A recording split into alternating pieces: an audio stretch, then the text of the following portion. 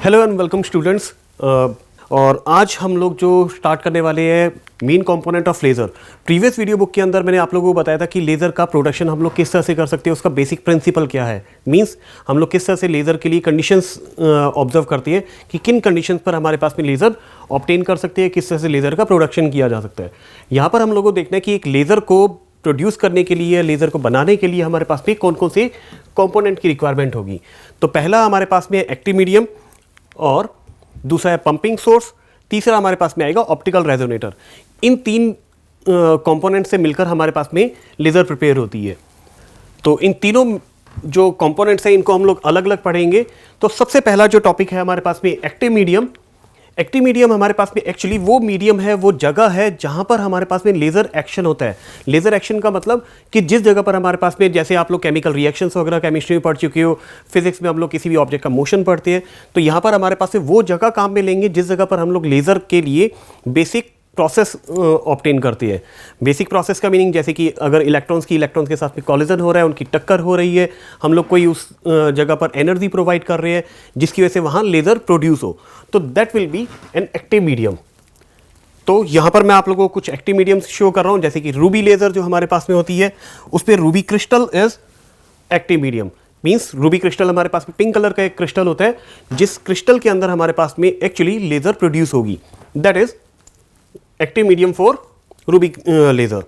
Next है हमारे पास में helium neon laser. Helium neon laser में mixture of helium and neon gas, जो कि एक्चुअली हमारे पास में क्वार्ट्ज ट्यूब में भरा होता है। ये हमारा मेन टॉपिक भी है, तो वहाँ हम लोग इस चीज़ के बारे में डिटेल में भी देखेंगे। तो वी कैन से कि mixture of helium and neon gas, जिसके अंदर हमारे पास में लेज़र एक्शन होगा।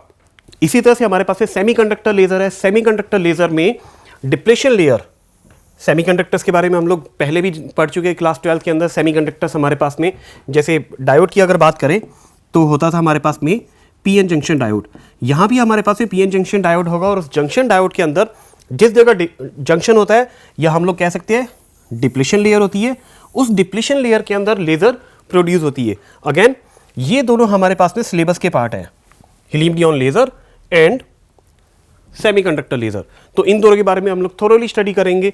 रूबी लेज़र कभी सिलेबस में हुआ करती थी आरटीयू के, बट अब नहीं है, तो इसको पढ़ने की ऐसी कोई ज़्यादा नीड नहीं है। तो बेसिकली हम लोग पढ़ेंगे helium neon laser and semiconductor laser. तो एक्टिव मीडियम के बाद में हमारे पास में जो दूसरा इंपॉर्टेंट कंपोनेंट है लेज़र के लिए, वो है पंपिंग सोर्स। पंपिंग सोर्स यहाँ पर हमारे पास में दूसरा इसका नाम होता है पंपिंग मेथड। पंपिंग का मतलब कि किसी भी चीज़ को पंप करना, ऊपर उठाना। तो यहाँ पर हमारे पास में एग्जैक्टली पंपिंग सोर्स है वो मेथड, वो तरीका जिसके थ्रू हम लोग किसी भी इलेक्ट्रॉन को या पार्टिकल को हायर एनर्जी लेवल में पहुँचाते हैं, या हम लोग एनर्जी प्रोवाइड करने के तरीके को, मेथड को बोलेंगे पंपिंग सोर्स। डेफिनेशन आप लोग स्क्रीन पर देख सकते हैं, स्क्रीन से आप लोग नोट कर सकते हैं इस चीज़ को। यहाँ पर हमारे पास में डिफरेंट पंपिंग मेथड हम लोग यूज़ करते हैं, जैसे कि optical discharge. Optical discharge is like कैमरे का फ्लैश, बहुत ज़्यादा एनर्जी आप लोग उसमें प्रोवाइड करते हैं लाइट के थ्रू। तो यहाँ पर optical discharge is pumping method, जिसको हम लोग यूज़ करते हैं रूबी लेज़र के अंदर। Second is electrical discharge. Electrical discharge हमारे पास में यूज़ में आता है helium neon laser and semiconductor laser. कि इलेक्ट्रिकल डिस्चार्ज में हम लोग क्या करेंगे कि इलेक्ट्रिक जो एनर्जी है, मतलब इलेक्ट्रिकल स्पार्क प्रोवाइड करते हैं। स्पार्किंग आप लोगों ने देखी हुई है, जब भी दो वायर्स को हम लोग एक दूसरे के कॉन्टैक्ट में लेकर आते हैं, क्लोज लेकर आते हैं बहुत, तो उनके बीच में स्पार्किंग होती है। इलेक्ट्रिकल डिस्चार्ज हम लोग काम में लेते हैं दो तरह की लेज़र्स के अंदर। Number one is helium neon laser and another is semiconductor laser. तो ये दो तरह की लेज़र तो हमें पढ़नी है डिटेल में, तो उस वक्त हम लोग इसको देखेंगे। इसके अलावा हमारे पास में और भी कई पंपिंग मेथड होती है, जिसमें मैंने यहाँ पर दो और दिखा रखे हैं, जैसे केमिकल पंपिंग।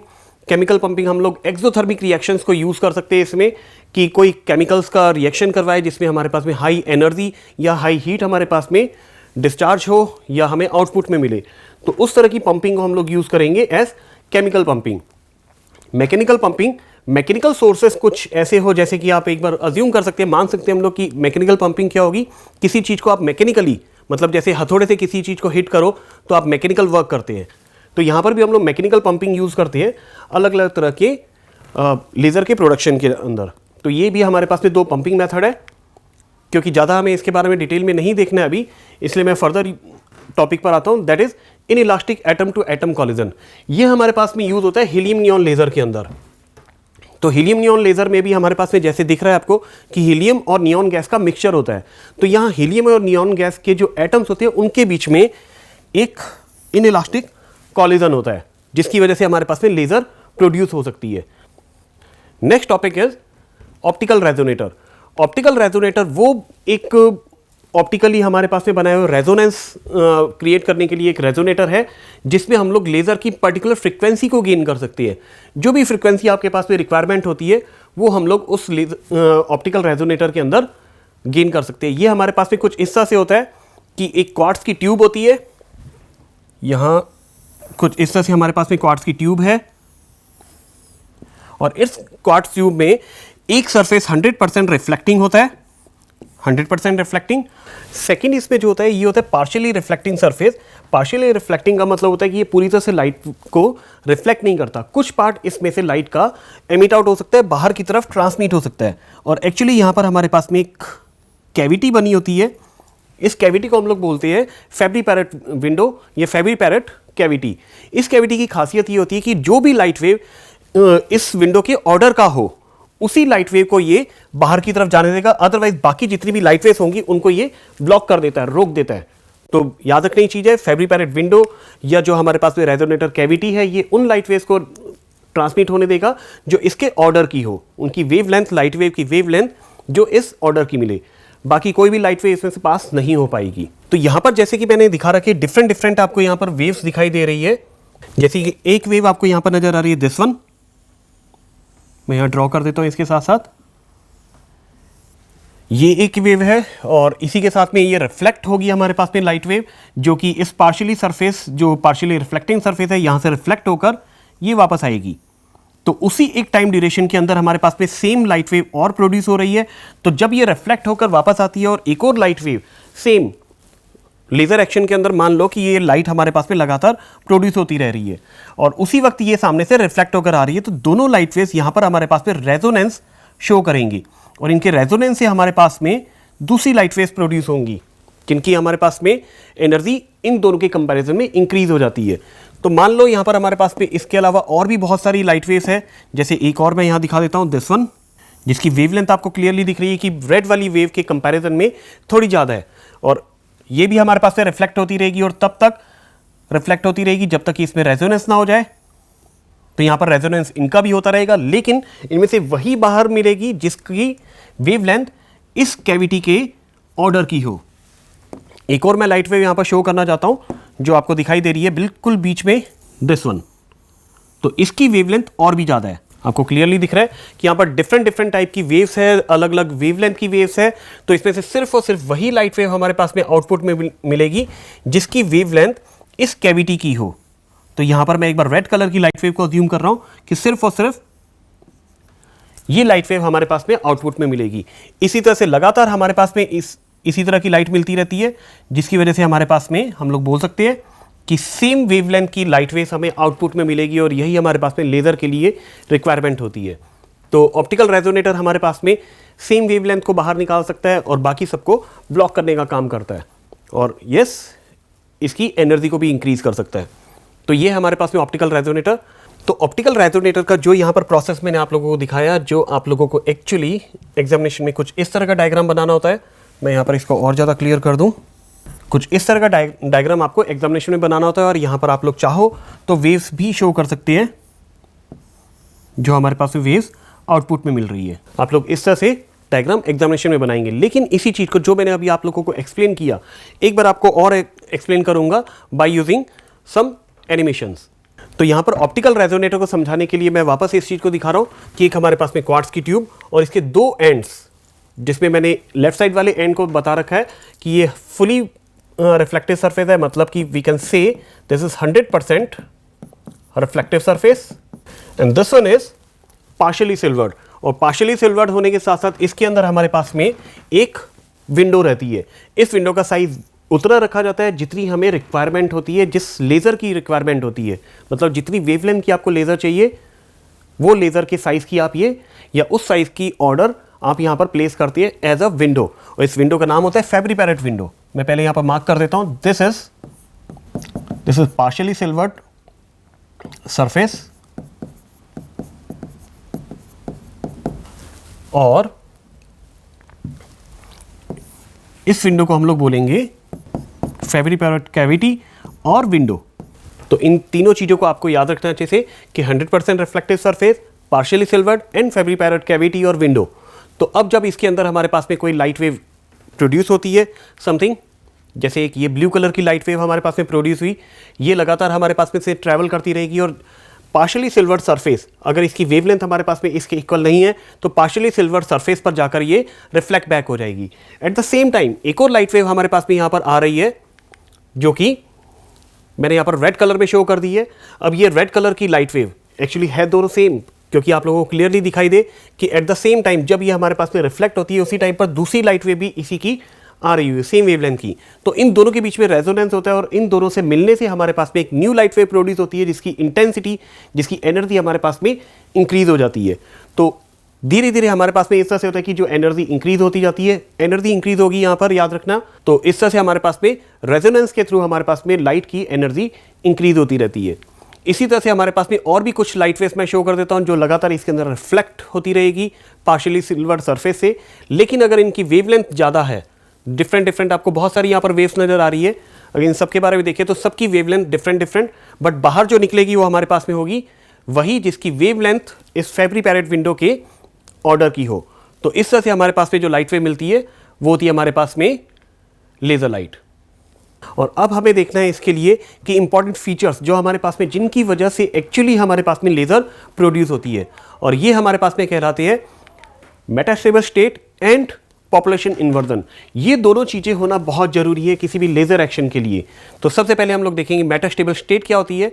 मेटास्टेबल स्टेट हमारे पास में एक ऐसी स्टेट या ऐसा एक एनर्जी लेवल है जो कि हम लोग इसमें किसी भी लेज़र के एक्शन के लिए, लेज़र को प्रोड्यूस करने के लिए बनाते हैं। एक ऐसा एनर्जी लेवल जो हम लोगों की तरफ से इंड्यूस किया जाता है, स्टिमुलेट किया जाता है, और ये हमारे पास में होता है 10⁻⁻10 सेकेंड के लिए इसका एवरेज लाइफ टाइम होता है।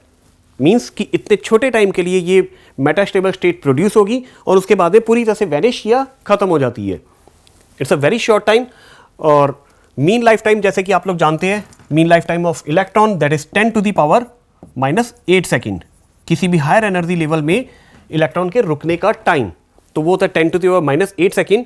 और यहाँ देखा जाए तो 10⁻10 second is very short time as comparison to this. मतलब कि इसमें जितने भी इलेक्ट्रॉन आकर रुकेंगे वो इतने टाइम के बाद में एक साथ सब ग्राउंड लेवल पर आएंगे। इसके बारे में ज़्यादा डिटेल मैंने आप लोगों को स्टिमुलेटेड एमिशन में शो की थी। आप प्रीवियस वीडियो बुक में जाकर इस चीज़ को देख सकते हैं, मेटास्टेबल स्टेट किस तरह से हमारे पास में फॉर्म होती है। इन द सेम थिंग मैं आप लोगों को दिखाऊंगा हीलियम नियॉन लेजर के टाइम पर, जो कि हमारी नेक्स्ट वीडियो बुक में होगा। यहाँ पर फिलहाल के लिए आप लोग याद रखिए मेटास्टेबल स्टेट जिसका लाइफ टाइम पीरियड होता है 10⁻⁻10 सेकेंड्स। और यहाँ पर हमारे पास में spontaneous emission as comparison to stimulated emission कम हो जाता है due to this metastable state. तो नेक्स्ट जो फीचर या जो हमारे पास में इंपॉर्टेंट चीज है वो है पॉपुलेशन इन्वर्जन। पॉपुलेशन इन्वर्जन हमारे पास में वो प्रोसेस है या वो मेथड है जिसके थ्रू हम लोग स्टिमुलेटेड एमिशन को मैक्सिमम से मैक्सिमम ले सकते हैं, जिसके थ्रू हमारे पास में लेजर एक्चुअली बनते हुए नजर आती है।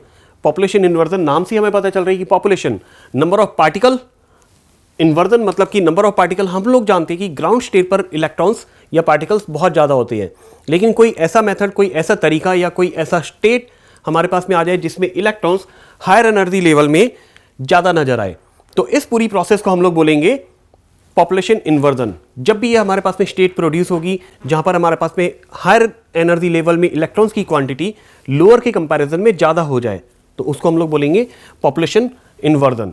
तो इसी चीज़ को समझने के लिए हम लोग यहाँ पर दो एनर्जी लेवल्स ले रहे हैं, एनर्जी लेवल E1 और E2। और इसमें मैंने यहाँ पर कुछ इलेक्ट्रॉन्स, कुछ पार्टिकल शो कर रखे हैं जो कि ग्राउंड लेवल पर है। जब भी हम लोग इसमें एनर्जी प्रोवाइड करते हैं तो कुछ इलेक्ट्रॉन्स हमारे पास में हायर एनर्जी लेवल में जाते हैं। फिलहाल के लिए अभी ये बिल्कुल इसकी ग्राउंड लेवल दिखा रखा है, कोई एनर्जी प्रोवाइड नहीं की हुई।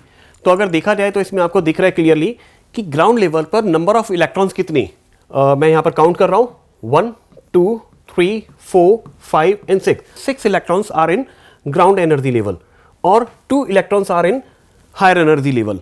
अब कुछ ऐसा हो जाए कि हमारे पास में E2 जो आपको हायर एनर्जी लेवल दिख रहा है, उसमें इलेक्ट्रॉन्स की क्वांटिटी, उसमें इलेक्ट्रॉन्स की जो संख्या है, नंबर है, वो ग्राउंड लेवल की कंपैरिजन में ज़्यादा हो जाए, तो ये आप लोगों ने देखा हुआ है स्पॉन्टेनियस या स्टिमुलेटेड एमिशन के टाइम पर हम लोग क्या करते थे, इनको एनर्जी प्रोवाइड करते थे और एनर्जी प्रोवाइड करने पर ग्राउंड लेवल के इलेक्ट्रॉन्स हायर एनर्जी लेवल में जंप कर जाते थे। जैसे कि यहाँ पर आपको दिखाई दे रहा है कि इन इलेक्ट्रॉन्स को अगर एनर्जी प्रोवाइड की जाए और ये इलेक्ट्रॉन अगर हायर एनर्जी लेवल में जंप कर जाते हैं तो ये जो आपको दिखाई दे रहा है कि इस वक्त हमारे पास में हायर एनर्जी लेवल E2 के अंदर इलेक्ट्रॉन्स की क्वांटिटी हो गई 5 और ग्राउंड लेवल में रह गए सिर्फ 2। तो दिस इज द स्टेट या दिस इज द कंडीशन कि जब आपके पास में पॉपुलेशन इन्वर्जन होता है। तो अगर पॉपुलेशन इन्वर्जन होगा तो अब क्या होगा कि ये इलेक्ट्रॉन्स जब वापस ग्राउंड लेवल पर आएंगे सभी एक साथ, तभी तो हमारे पास में लेजर मिल सकती है। मतलब अभी जैसे कि इस डायग्राम के अकॉर्डिंग अगर देखा जाए तो सभी एक ही एनर्जी लेवल से ग्राउंड लेवल पर आ रहे हैं, तो सबकी जो एनर्जी आउटपुट होगा, जो लाइट हमें प्रोड्यूस होते हुए दिखेगी वो सब सेम होगी। तो इट मीन कि इससे हमारे पास में लेजर प्रोड्यूस हो सकती है, बट कंडीशन कि हमारे पास में मेटास्टेबल स्टेट बीच में होनी चाहिए। तो मेटास्टेबल स्टेट और पॉपुलेशन इन्वर्जन इन दोनों के थ्रू हमें नजर आता है लेजर। तो जैसा कि आपको इस पूरे डायग्राम में जो स्क्रीन पर आपको नजर आ रहा है उसमें दिख रहा है कि पहले वाली स्टेट जिसमें आपको number of particle in ground state is greater than number of electrons in excited state. तो ये हमारे पास में नॉर्मल सी कंडीशन है इसकी, किसी भी इलेक्ट्रॉन किसी भी पार्टिकल के लिए। लेकिन यहां जो आपको इसमें नजर आ रहा है इस डायग्राम के अंदर नीचे वाले में, वो है नंबर ऑफ इलेक्ट्रॉन और particle present in ground state is less than number of electrons in excited state या हायर एनर्जी लेवल। तो ये हमारे पास में होती है state of population inversion. This is state या आप इसको कंडीशन भी बोल सकते हैं। तो हीलियम नियॉन लेजर हमारे पास में पहला वो मेथड है जिसके थ्रू हम लोग लेजर को प्रोड्यूस करेंगे। एज आई सेड पहले भी मैं आप लोगों को बता चुका हूं कि रूबी लेजर हमारे पास में सबसे बेसिक होता है जिसको हम लोग इजीली पढ़ सकते हैं, तो वो हमारे सिलेबस में नहीं है इसलिए मैं उसको स्किप कर रहा हूं। यहां हम लोग स्टडी करेंगे हीलियम नियॉन लेजर। तो for now helium neon laser के लिए हमारे पास में जो डायग्राम काम में आता है, जो आपको एग्जामिनेशन में बनाना है, वो आपके सामने है। आपको इस डायग्राम को बनाना होगा जिसके बारे में डिटेल ईच एंड एवरीथिंग मैं आपको नेक्स्ट स्लाइड्स में दिखाऊंगा। तो आप लोग इसका स्क्रीनशॉट लेकर रख सकते हैं और इसको एग्जामिनेशन में बनाने के लिए पेपर पर ड्रॉ कर सकते हैं। It's quite easy. किस तरह से हमारे पास में एग्जैक्टली ये वर्क करेगा सब कुछ मैं आप लोगों को दिखाऊंगा। पहले आप लोग इसका स्क्रीनशॉट लेकर रख लीजिए। तो वेल अब हम लोग देखते हैं इसमें कि ये एक्चुअली जो चीज़ें आपको दिखाई जा रही थी इसके अंदर एक बार वापस दिखा रहा हूँ कि यहाँ पर हमारे पास में कुछ इस तरह की एक ट्यूब है जिसके अंदर हमारे पास में ये डॉट्स जो दिखाई दे रहे हैं that is helium neon gas mixture, क्योंकि यही हमारे पास में इसका मेन कंपोनेंट है, जिसको मैंने आप लोगों को प्रीवियसली जब हम लोग कंपोनेंट्स की बात कर रहे थे तो वहाँ एक्टिव मीडियम बोला था और एक्टिव मीडियम हमारे पास में ये गैसेस ही है। तो यहाँ पर हमारे पास में डिस्चार्ज इलेक्ट्रोड्स है, ये किस तरह से वर्क करते हैं, ये laser beam, partially silvered mirror और फुली सिल्वर्ड मिरर, इन सब चीज़ों के बारे में डिटेल अब हम लोग देखेंगे। तो वेल यही सब मैं वापस आप लोगों को दिखा रहा हूँ कि हमारे पास में सबसे पहले एक होती है क्वार्ट्ज की ट्यूब। क्वार्ट्ज वो मटेरियल है जो कि ट्रांसपेरेंट होता है। तो इट्स क्वार्ट्ज ट्यूब के दोनों एंड्स के ऊपर हम लोग 2 मिरर्स अप्लाई करते हैं, जिसमें लेफ्ट साइड में मैंने दिखा रखा है एक फुली सिल्वर्ड मिरर और राइट साइड में पार्शियली सिल्वर्ड मिरर। और इफ यू डू रिमेंबर या प्रीवियस वीडियो बुक में आप लोगों ने देखा था कि पार्शियली सिल्वर्ड मिरर हमारे पास में यहाँ पर एक चीज मैंने आपको बताई थी दैट इज रेजोनेटर कैविटी। और इस कैविटी में हमारे पास में होता था या इसका नाम हमारे पास में जो यूज करते थे हम लोग वो था फेब्री पैरेट विंडो। बिल्कुल सेम थिंग यहाँ पर है आपके पास में क्वार्ट्ज ट्यूब जिसके दोनों एंड पर मिरर है, जिसमें एक हमारे पास में फुली सिल्वर्ड मिरर और एक पार्शियली सिल्वर्ड मिरर। ये दोनों मिरर मिलकर हमारे पास में लेजर के कंपोनेंट्स का सेकंड जो हमारे पास में रेजोनेटर कैविटी या रेजोनेटर था हमारे पास में उसको प्रिपेयर करते हैं। और ये जो क्वार्ट्ज की ट्यूब है इसके अंदर हम लोग 2 इलेक्ट्रोड्स अप्लाई करते थे जिनके बीच में स्पार्किंग होती है। जब भी हम लोग इसको हाई वोल्टेज अप्लाई करते हैं तो जैसा आप जानते हैं कि पॉजिटिव और नेगेटिव 2 इलेक्ट्रोड्स होंगे और उनके बीच में हमारे पास में स्पार्किंग होगी, क्योंकि दोनों बहुत क्लोज है।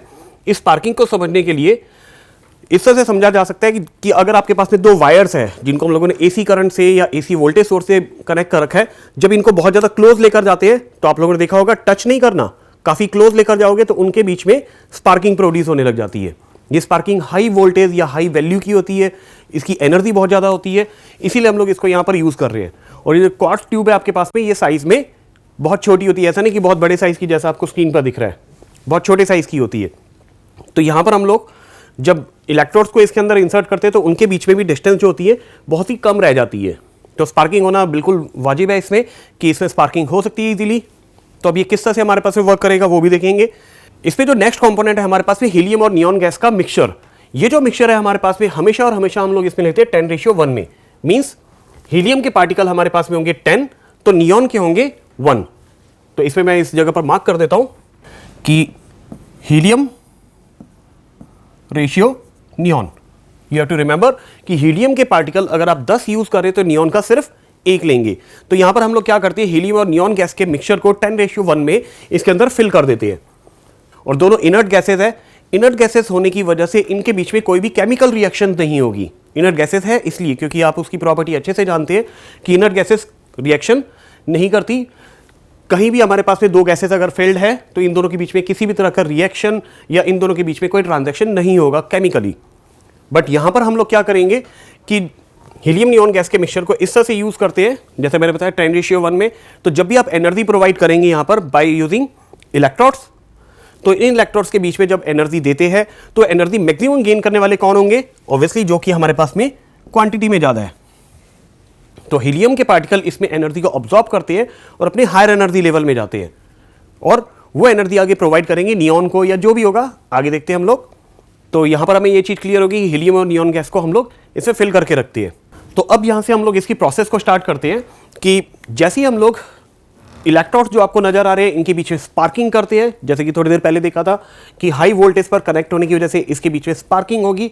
और ये स्पार्किंग की वजह से जो हीलियम और नियॉन के पार्टिकल्स हैं जो आपको लगातार दिखाई दे रहे हैं कि ये वाइब्रेट करने लगते हैं, एनर्जी अब्जॉर्ब करते हैं और वाइब्रेट करते हैं। इनके वाइब्रेशन से क्या होगा कि अपनी एनर्जी को आगे प्रोवाइड करते हैं नियॉन के पार्टिकल्स को।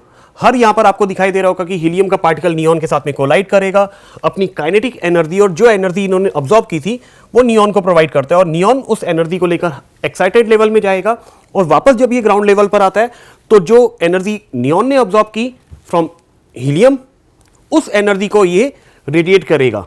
अब रेडिएट करने पर हमारे पास अलग अलग तरह की लाइट वेव्स मिलेगी जो कि हमारे पास स्पॉन्टेनियस और स्टिमुलेटेड एमिशन दोनों की वजह से हो सकता है।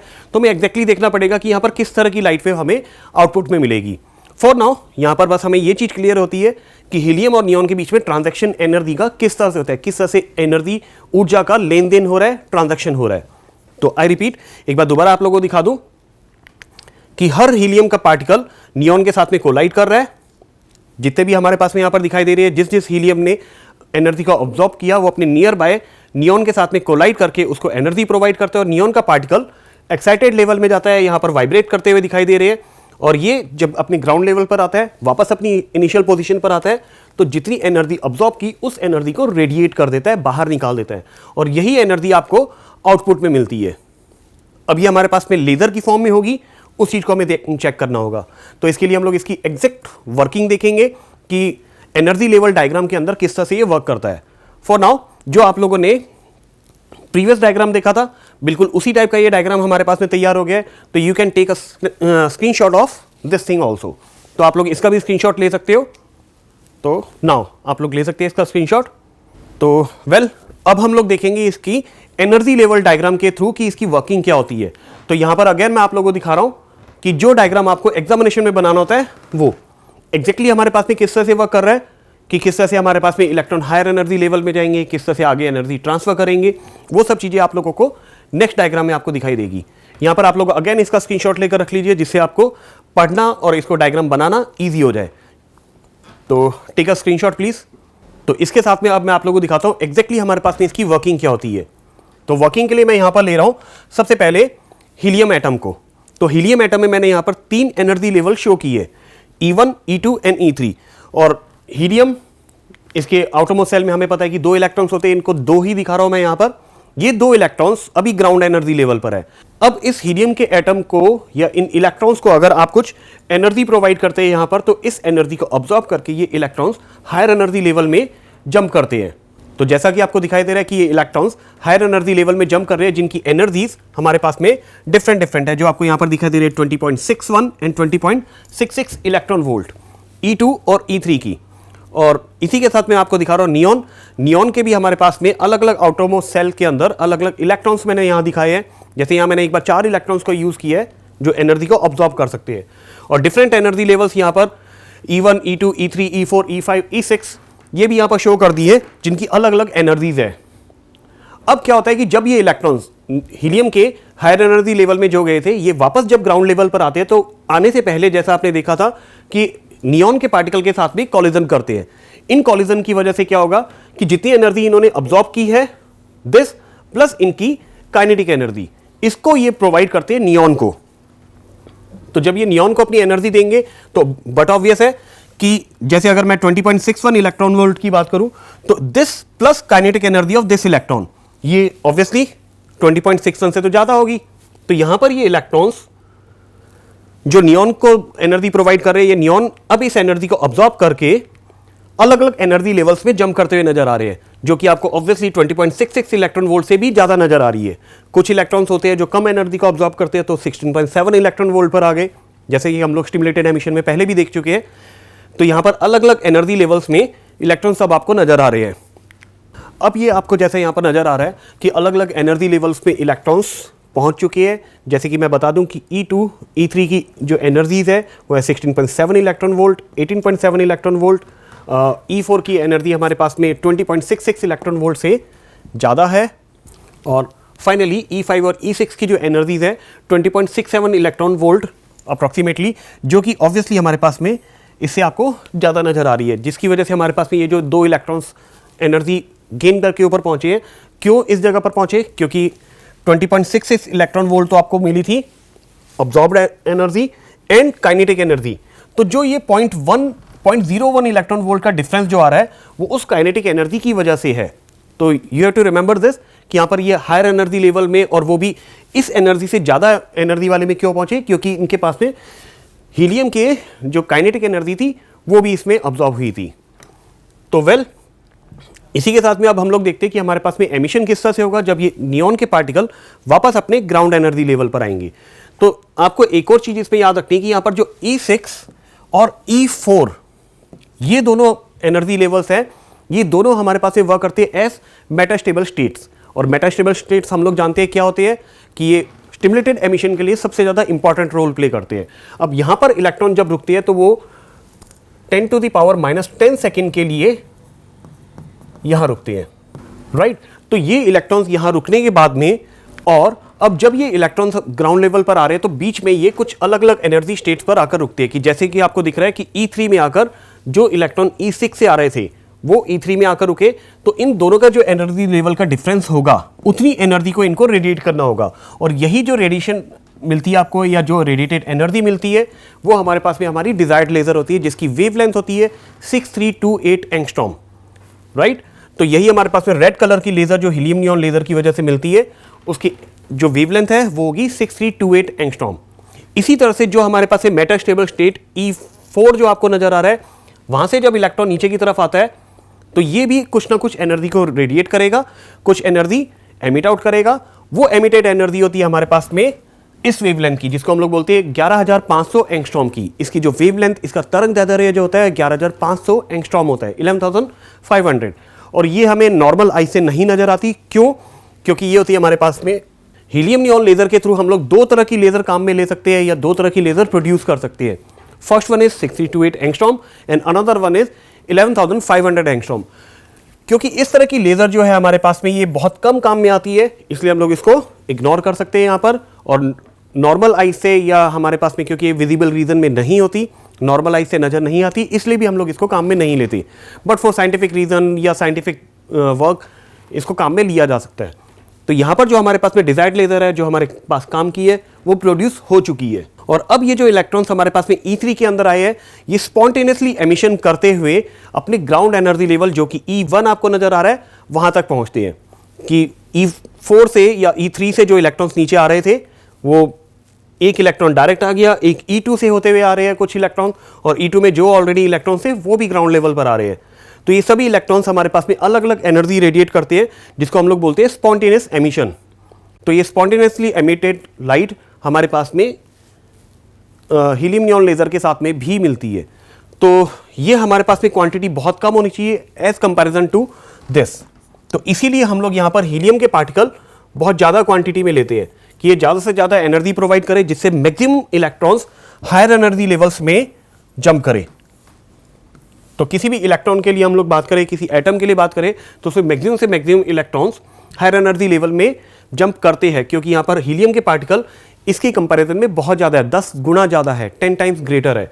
तो इसीलिए सभी इलेक्ट्रॉन्स लगभग ग्राउंड लेवल के जो दिख रहे हैं हायर एनर्जी लेवल में हमें मिलते हैं, जिसको हम लोग बोलते हैं कंडीशन ऑफ पॉपुलेशन इन्वर्जन।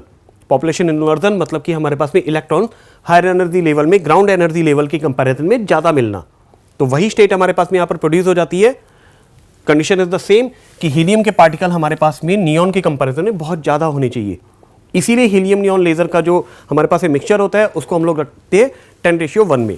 तो यही हमारे पास में इसकी कंप्लीट वर्किंग। इसके डायग्राम का आपने स्क्रीनशॉट पहले ले लिया है, तो डायग्राम आपको वो बनाना है इसमें, क्योंकि कंप्लीट डिटेल नहीं दिख रही है इसलिए आपको ये डायग्राम नहीं बनाना। This is for understanding only. तो इसके साथ में हमारा आज का वीडियो लेक्चर, वीडियो नोटबुक खत्म होती है। इसमें हम लोगों ने हीलियम नियॉन लेज़र के बारे में पढ़ा है। नेक्स्ट वीडियो बुक के अंदर हम लोग देखेंगे कि सेमीकंडक्टर लेज़र किस तरह से प्रोड्यूस होती है, ये सेमीकंडक्टर के थ्रू लेज़र हम लोग किस तरह प्रोड्यूस कर सकते हैं। तो आज के लिए इतना ही। Have fun guys, bye for the day.